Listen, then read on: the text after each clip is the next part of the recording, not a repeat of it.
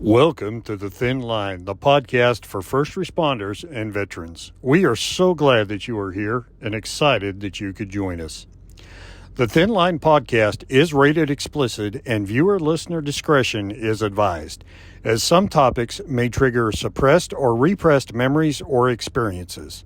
We encourage you to reach out and seek the services of a competent mental health professional if needed. Please take care of yourself and take care of those around you who may also be enjoying the Thin Line podcast. The views expressed on the Thin Line are unique to the speaker's personal experiences and circumstances and do not reflect the views of any specific broadcast media or platform or any specific agency. But for now, just relax, take a deep breath, and connect to this episode of the Thin Line.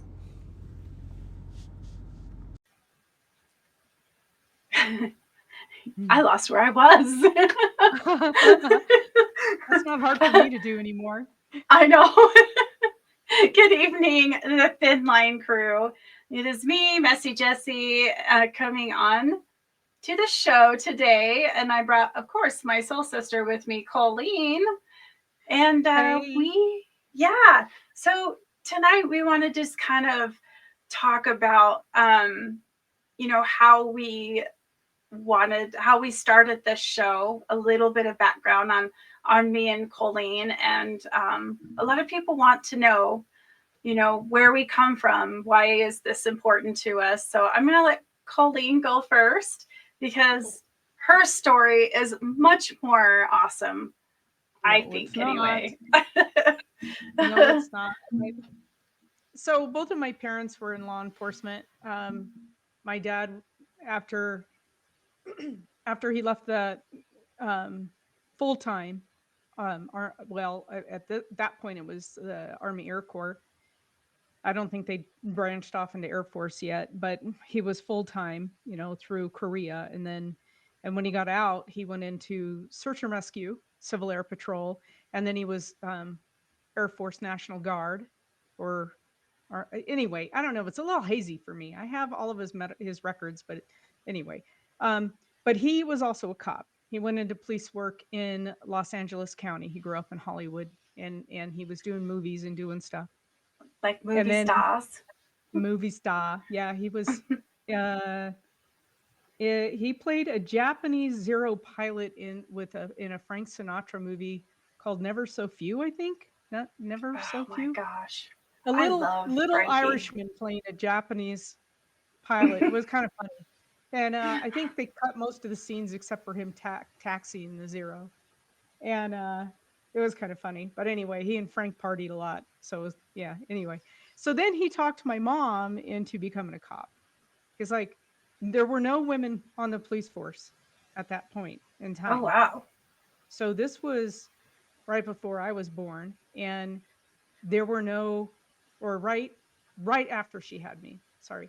And there were no women. So she went through the police academy and, or the sheriff's academy, LA County Sheriff's Academy, I think it was. And she was there was 2 women in the class and they got each other through it. So they both graduated first class. So wow, that is the first awesome. or the second, depending on how you look at it, but in the first class. So, and she went to work in law enforcement, was a jailer for a long time. And then my dad didn't stay in law enforcement very long. He didn't like it. He was a cartoonist and into movies and doing stuff like that. And it just wasn't his gig. So he gets her into it and then says, see ya. But later. He didn't they ended up putting him on the child abuse unit. And he couldn't do it. He just couldn't do it. It was too brutal. And he did a variety of things in his life, but mom stayed with it. She was with it probably 35 years, maybe longer. Oh, wow. That's a long time. She died at 62 and she had only been out of law enforcement for maybe 5 years. So and she had me when she was 21. So 40, 35 years, I guess, somewhere in there. Yeah. So she did everything. And um, she ended up being a forgery detective for a while, a little bit in the detective line, detective work. And she was really good at it, but she broke her neck. She fell off one of her horses and broke her neck. And so they Oh. retired her she couldn't go out in the field anymore. She could walk, but but the neck injury kind of ended any kind of being out in the field career. So she ended up becoming a dispatcher and loved it. She loved it because she was still in law enforcement and loved all of that. And so she did that all those years. Oh, So, wow. and then my dad being military, and then I went into the military, and I think I broke his heart when I went Navy, and I didn't go Air Force. But that's okay. I Dang it. stayed. I stayed in the aviation field. So, yeah, Yeah. but it was Oh. fun. It was good. Oh. What was one of your favorite moments with your parents for each one? Favorite moment? Oh gosh, there's so many. My dad and I flew probably every weekend. We always had a variety of different aircraft, and we flew every weekend, or we were building planes, or refinishing planes, or tearing planes apart. And I mean, it was just aviation. That was his life. Um, my mom was she was just a really, for all of the stuff that she had to do and how brutal sometimes her job got. Mm-hmm. She was always very, very kind, very kind. They were both incredibly kind people and patient people.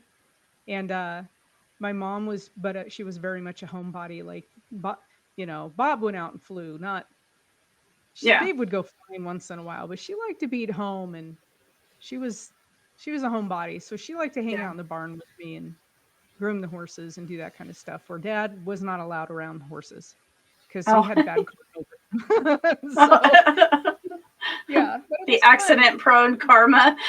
Yeah. Holy crap, girl, I have stories. But he wasn't allowed to go to horse shows anymore because every time he went to a horse show, something weird happened, and it was like, no, no, no, no, Dad, you just don't come near the horse show this weekend. But it was cool. It was a good life, and I don't think I'd have changed anything. Just it was we just did so much. It was so good. Yeah. Yeah. Yeah. Now, How about you you? mentioned you were in the military, in the Navy. Thank you Yep, for I was everything you've Navy. done. Oh, um, thanks. I was an air traffic controller, and it was really, really stressful. that's a Super lot of stressful. responsibility. Yep. And but it was fun, and um it was maybe a little different because you're segregated pretty. I mean, Mm-hmm. you're in the tower, or you're in the radar unit, and you're not out on the base. Like, nobody even knew who we were. You'd see people, but I didn't live on base. I didn't know a lot of the people if they weren't an ET, electronics tech, or somebody that dealt with our equipment. I didn't even know who they were. I just knew that they were in the uniform, and it's a small base too, but I didn't know too many people, but I really enjoyed it, and I enjoyed Mm-hmm. I still have, gosh, there's probably a good dozen of them that I'm still in touch with to this day. We That's chat. awesome. Yeah, it's really cool. That Yeah. camaraderie with being in the police force or military, or that tight knit circle never really goes away.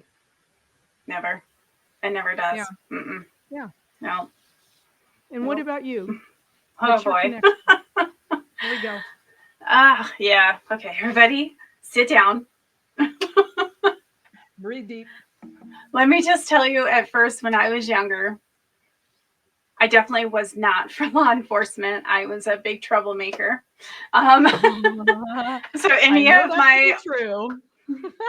any of my friends that have known me when I was younger, as a teenager, I was a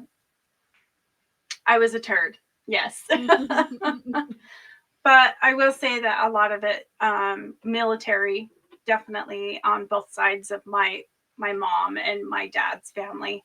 I looked up to, oh my gosh, I had two uncles that were in the Marine Corps, And I had a cousin who was very high up in the ranks in the Marine Corps. I believe he retired as a master gunny.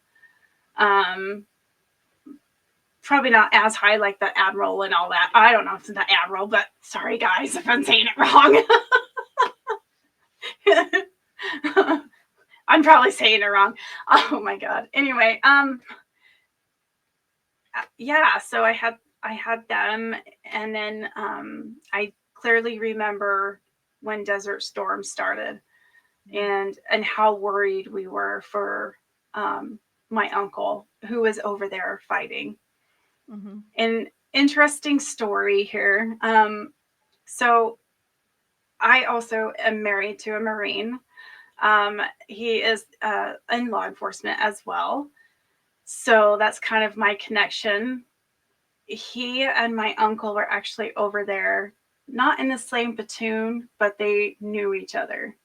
So it was pretty interesting to find out how much of a small world it truly is. So, yeah, that was kind of interesting when they first met my future husband. They was like, "Hey, I remember you." And I'm like, "Is this good or bad?" So, yeah, it's been interesting. I'm very thankful for my upbringing, and yeah, my husband obviously was in the military. He was over in Desert Storm, and he came home. We met probably about 6 months or a year after he came home, and we met doing security for the Hispanic dances around our area. Oh, really? Yes, That's funny. I didn't know that. he was my boss.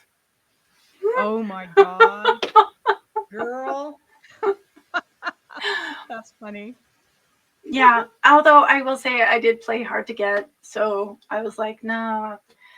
So well, maybe we'll go dancing one time, and I left him with no phone number, no nothing. And then we had another dance that we were doing security together. I rode with him up to this dance. Just so you guys know, don't ever put mace in your coat because I all of a sudden we were like halfway. I can't remember exactly. I think we're in between Shelley and Idaho Falls. And we were just jibber jabber, talking about the night. And he's telling me about, I don't know what the heck we were talking about. And at this time, we were not dating yet, or maybe we started. I wasn't sure. It's been many years. But anyway, all of a sudden, my chest started burning. Oh, and I was God. like, something's on fire. Oh my God. And I'm just like, he's like, are you okay? And I'm like, yeah, I'm perfectly fine. And I went like this, and all of a sudden I went, my eyes started watering, and I'm like sitting there pretending everything's fine. And then he starts coughing, and I ended up, yeah, so don't put mace in your pocket, you guys. Oh my God, Jess. It doesn't work out very well. Anyway. Oh my God, I can see you doing that too. It was Wow. super embarrassing. It was super embarrassing. Well, so you guys have been married for a while. Mm-hmm. And he's still in law enforcement. Yes. Yeah. Yep. Still in law enforcement. And I can imagine. I mean, even though we have smaller communities here, there's some violence, and you never know. You never know. Yeah. Yeah. And winter driving conditions, and just all the stuff that he's got to face all the time. Yeah. And the split-second decisions. It's sometimes I kind of wonder how, not as a civilian, but as somebody who doesn't see their job every day like they do, it's like we have to think, how would we handle that situation?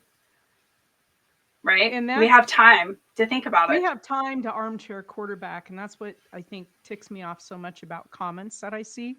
Mm-hmm. There are some bad officers, but not that many.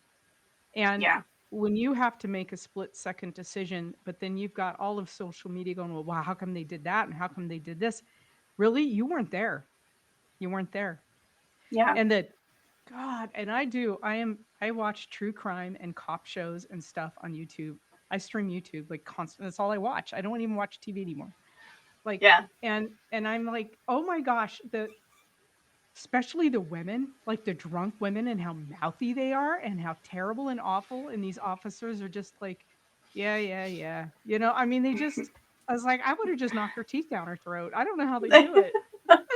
I I don't don't know how they know. do it. I don't know. It's funny how you kind of mentioned that too. And that I want to just say that majority of the time, and you were talking about your mom, how she went to only two ladies in her time era that were going to be a cop, or be a Mhm. police officer. And it's interesting. I think there is still kind of a stigma with women being in law enforcement or any other kind of first responder job. And you know what? I find that they are the ones that fight the hardest. Yeah, they do. And that is so admirable to watch them do that. I have so much respect for female officers and I think they work. military. I think they have to work a little bit harder and To prove themselves. to prove themselves. Not as bad as it used to be. All of the women in law enforcement, they weren't really even law enforcement. They were meter maids. Remember the meter maid? Oh They yeah, came by like and the they marked your tires and then gave you the parking tickets. That's where the women were. They mhm. weren't. They weren't Or behind the dispatchers desk. really, huh? hmm Or behind the desk. Yeah, a little bit maybe, but there weren't that many women dispatchers when she first became law enforcement. No. And they put her into one of the roughest jails. They really wanted to break them. And because they Wow. didn't want, they made my mom would come home with her feet bloody. My dad Oh told my me this. I was heck. too young to know. They made them run in their high heels. They didn't want them there. So, they had to run like at an academy, right? You're in a police academy. Yeah. They had to run in their high heels. Called them every filthy name in the book, derogatory things in front of other recruits, and hmm she would come home and my dad's like, you don't have to do this because it was awful. He said it was absolutely horrendous what they were doing to Oh her, my and it just gosh. made her get mad. And she's like, I am not quitting. And so they would wrap her feet up and away she'd go the next day. And yeah, she had a lot of grit. She had a lot of Yeah. grit. And thank goodness things are not like that now. I mean, even when I was in boot camp, it wasn't, yeah. Yeah. Brian and I now, so my friend Brian came on a few episodes back, and hmm we were chatting because we worked together, and he told me when and he's going to come back on the show. He wants to come back on the show, Yeah. and we were comparing some funny stuff that happened to us each other, like in boot and all this kind of stuff, and I told him one day I'm standing out, and you're just really Navy boot camp is not that hard. It really isn't. It's not a country club like the Air Force, but it's just not that hard, hmm especially because I was already in shape and I worked out all the time. I got there and I'm like, this is it. I was like really expecting like the Marine Corps. It just wasn't like that. It's sleep Right. deprivation. That's all it is. And I went in a little older, so I didn't take anything that they said personally. And the girls are all crying. They call them ships in the Navy. You got your barracks and good girls are just bawling. I'm like, why the hell did you join? Why did you join this? Yeah. What did you think this was going to be?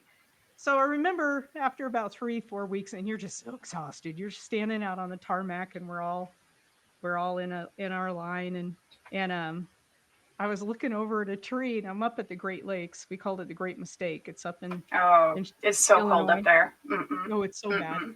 But it was a fairly decent day because it was getting closer to May and the sun was hmm shining. So it wasn't too awful bad. And there wasn't any snow on the tarmac. And we're standing there. And we called him the RDC, which is a recruit division commander in the Navy, like a drill sergeant. He comes by and he's yelling at everybody. And I'm just sitting there and I'm kind of smiling. He goes, what are you? And he calls me by my name and he goes, what are you doing? Why are you smiling? And I went, the tree's starting to leaf out. Isn't that cool? He's Oh. like, I can't do anything with you. It's just Oh like, my so gosh. I couldn't take anything seriously. But then I was always in the office with them helping with paperwork because I was older and I understood stuff. And he's like, yeah, he goes, you just don't get rattled. And I said, because in 8 weeks I won't know you. I said, you're gone. You're out of my life. I said, why? Yeah. It doesn't bother me. And I kept trying to get that through to the girls. Like in 8 Hmm. weeks, we move on and we go into the Navy and we're not Yeah. here anymore. So stop crying. Like, get over it. It was Yeah. hard. I Aw. think we started with about 115 girls and we graduated 60. Yeah. And You that's know, normal. it's funny that you talk about that. And instantly I thought of G.I. Jane. Mhm. I love that movie. I did too. It was ridiculous, but I liked it It because, yeah, it was good. I liked it. Yeah, yeah, you're she was smiling like tough. you're hurting. No, me? You're like, it was good. It was great. No, it was really good. No, I did like it. I thought she showed that grit and I have disagreements with some of my male counterparts in the military because they don't believe women should be in combat roles and this and that. And I said, is my opinion is as long as the physical standards are not diminished for a female, if they can Yeah, do the same role, same job with the same physical requirements, then anybody who can meet all of that should be able to do it. Their view is men are always trying to protect the women and it'll get them killed. yeah, I have not yeah, been in combat, so I have a different perspective, so I don't know. But if you've got a brassy woman out there who can do the same thing with the same pack and the same equipment and they're physically just as fit and as strong, I don't know, but I can understand what they say about always trying to make sure the female is okay because that's how so many men are raised. I don't know. I was not I in don't know. combat. I was locked in a control tower, so I never got to see that. Yeah, So I don't know. yeah, it's amazing. And I did start in dispatch many Mm. years ago.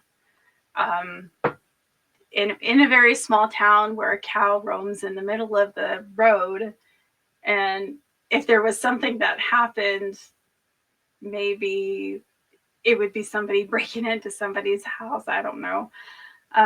It was interesting. But yeah, I didn't get a lot of calls.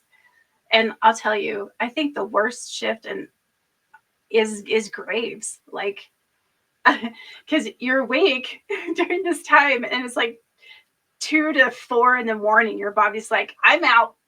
Peace out. There were times where I wanted to fall asleep so bad. I'm like, Yeah. I can't. There may be a Well, cow especially in calling a in. small town when you don't have a lot of traffic keeping you busy. That would be Yeah, hard. My mom yeah. loved graves. She did a lot of times she did double. She'd start a swing and then work a grave and then come home. She Hmm. loved she loved night anything night and she loved it. Yeah. Yeah, But she could sleep standing up. I don't sleep for like 4 days in a row and then I fall down with exhaustion, but that woman could sleep just on her feet. yeah. So yeah. I don't know how they do it. I don't. My, yep. When Yeah, I don't my know. when my Leo has to work graves, it's like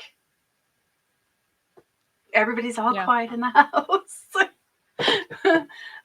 Because I worry I don't want to wake him up or anything. But Yeah. graceful, messy Jessie comes into the house and goes right in front of the kitchen because my pant leg got stuck. It was great.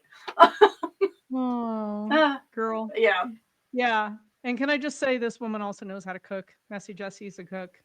She's a yeah, cook. just Yeah. Oh, it was really good. It was really good yesterday. So yeah, I think if you grow up in law enforcement, military, EMS, fire, anything like that, I think you have such an uber respect for those positions. And I think yeah. that anybody who grew up with anything like this or is married into it or have done it, you know what we're talking about. Because Hmm. you never know. I mean, fire and EMS, I can't even imagine my loved one going into a raging fire. I can't imagine that. To me, that is Mm-mm. terrifying. It's Yeah. terrifying. In Texas, where I lived, They had a firefighter academy. So they Hmm. had the big buildings, like Oh, 4-story yeah. high, that they would, you know, burn, and these guys had to suit up and learn how to go in there and fight all these different conditions. And I remember in boot camp we had like, if it depends on what your specialty is, you get a taste a little bit of everything in boot camp, but then you break off after boot camp and you go into your specialties. And we had to do 1 day of firefighting in boot camp. And it was the worst day. It was the worst day for me. I hated it because you can't, Yeah. because they fill the whole building full of smoke, and you have to learn how to, because you need to get out of a ship on fire.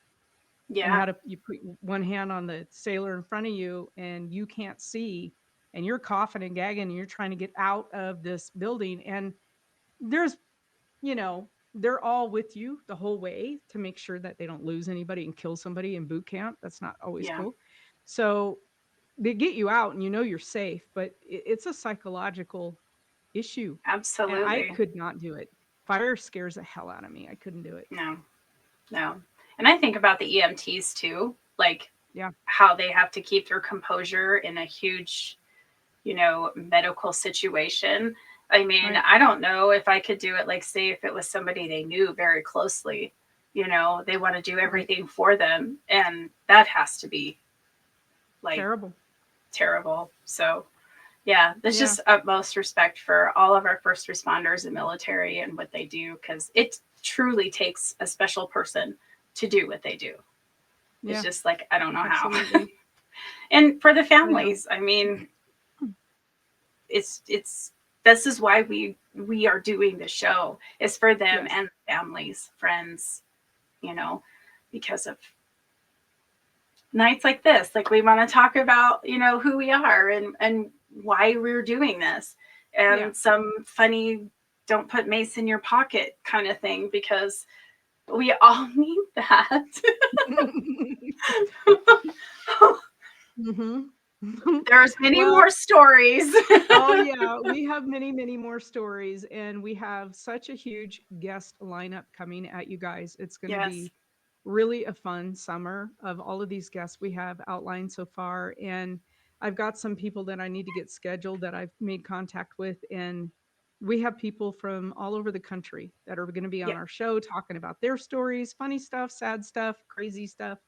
And our point is, for this topic of the show, is not only does the first responder and our military and their families have such a stressful um, occupation, and the trauma that they see on the job, but to teach each other some of the techniques to heal. Hmm. Because um, actually, one of the girls that we know from one of the Hmm. classes that we teach up at ISU, um, they rolled on an accident last night. They rolled by it when a car flipped full of 6 kids down here in Ingham last night. Oh, geez. And they were the first on the scene. And she goes, "These are images I will never get out of my brain." Trying to get Yep. those kids out of that vehicle and safe. And just think about, you're a civilian, you're not trained for this kind of stuff. You've had no training for Hmm. this. You roll on a scene, and the trauma that you just took in. And she said, she goes, "My God, I'll never get these images out of my head." Now those kids are okay, they're going to be okay, but still, these our law enforcement and our first responders are dealing with this multiple times a day, every single day. Yep. Ooh, Yep. think about what our friends just went through last Hmm. night, and that's one event. Yeah. And yeah, and so how can we not expect the human psyche to be changed? And now, okay, now we've changed it. How can we unwrap that and make it calm? And one of Yeah. the things, because I'm weird and I listen to YouTube all day long, and there was a technique that I learned today, and I'm going to start trying it. So I'm going to put it out there because maybe it'll help Okay. somebody. Where your vague, I think it's called your vega nerve, that Yeah. runs where your Yeah. carter your Carteret. arteries are. We are definitely not medical. Your okay, it's where your arteries The run one here. big thing's Yeah. the ham. Well, this is when you're in a high stress situation, your body starts making cortisol, right? And it's not good for Yes. you. Okay. Well, if you can calm this nerve down, it slows your respiration. But this is also tied to migraines. Mm-hmm. Okay. So I was watching a YouTube thing today from a doctor who's describing how you can you can either you just rub your eye. You don't really massage it. You just rub it very gently. It's Mm-hmm. connected directly to your vagus nerve, and Oh. you can do that 5 minutes each eye, just a real light, just super light. A lot of people are getting these piercings right in on your ear. Oh yeah. On this part, it's supposed to help, but it's not. He says, yeah, the piercings aren't being super effective, but now you can just rub it. That'll slow your respiration, your heart rate, brings everything down. The other thing that's really easy, and he goes, everybody's got them, an ice pack out of your freezer, 5 minutes each side, twice a day, Oh morning and yeah. night, and it lowers all of that down. It brings that stress down. And he said that people are having tremendous success with ice packs. Just put it in a cloth and put it right here, that artery, and that is it goes all the way down, and it slows everything down and brings that stress level down. And free, easy techniques, right? Yeah. That you can do, and you don't have to go out and buy anything. Everybody's got ice packs. You don't have to do anything fancy. And he goes, honestly, every time you eat, rub up here. He goes, because just Oh the yeah. act of eating causes stress to our body. So he said, just, if you're sitting at your desk, rubbing on that cartilage up here that I just people are thought getting of Bad Boys too, or Bad Boys, when he's like, "Woo sa, woo sa." Oh my gosh. So anyway, there's techniques, and as I keep researching techniques for lowering. Yeah. I have a friend, she was in the Navy with me. I love her to death. Haven't seen her in decades now, but she was a boxer. Also, when she got out of the service, she was a boxer, and she was ranked going up for her, I think she was ranked 4th in the world at that time. Oh yeah. Yeah. I'm not sure what weight class or anything she was in. The girl was tough, right? And she's going up for a big title bout, but she had high blood pressure, and Oh yeah. she couldn't meet the physical. She couldn't pass the physical to get into the bout, and she was all stressed out. And so I sent her a bottle of lavender oil, and I said, I know you think this is woo woo, but look, Woo woo. I said, before you go in to your physical, I want you to rub it on your hands and breathe it. Just sit in your car Mm-hmm. and breathe it for a while. And then when you get into the doctor's office, do it again and just breathe. Yeah. And it brought her heart rate down to the point where she nailed her physical and was able to do her bout. So she'd gone in for 2 other physicals and failed them because she couldn't get that BP down. So the blood pressure and the heart rate, she got it low enough. So there are techniques that you can do that will help de-stress your body. Yeah. So Yeah. Yeah. That's that's really good. I like that. I use that technique quite a bit because I unfortunately have AFib. And so that's what the doctor tells me is to massage that area to lower the heart rate down. But sometimes it's exactly. just, I can't control it, especially in stressful situations. But hey, here I am. There you are. Well, I'm glad that we were able to talk a little bit more personally tonight. I know this isn't a Yep. real long podcast, but I think gives you an idea of who we are and how we came to Yep. this podcast. And we didn't tumble into this by accident. This is something Jesse's been wanting to do for a long time, and it's near and dear to my heart. So Mm-hmm. Yep. thanks for sharing some time with us. Yeah, thank you very much. And stay tuned for our next episode next week. We'll have a special guest. Yep. And We yeah, have a and then friend of mine. we have a Next couple week, more we have a shows friend of this week, mine, right? and she went to Iraq. Oh She yeah. deployed to Iraq. I'm so Yep. excited. So Yep, excited she's for this. excited. I reminded her tonight, hey, don't forget. I gotta remind her 3 or 4 more times, but she's a riot. and she did deploy. And she was Army, and she's a tough gal. I love her to death. She's just I'm amazing. Great friend. very so excited. Oh my gosh. Yep. Yep. But yeah, here you go, guys. That's the show for tonight. And That's it. like and subscribe us on Emergency Encounters on YouTube. And we're all on your listening platforms. And as always, take care of you guys. Take care of you. Bye.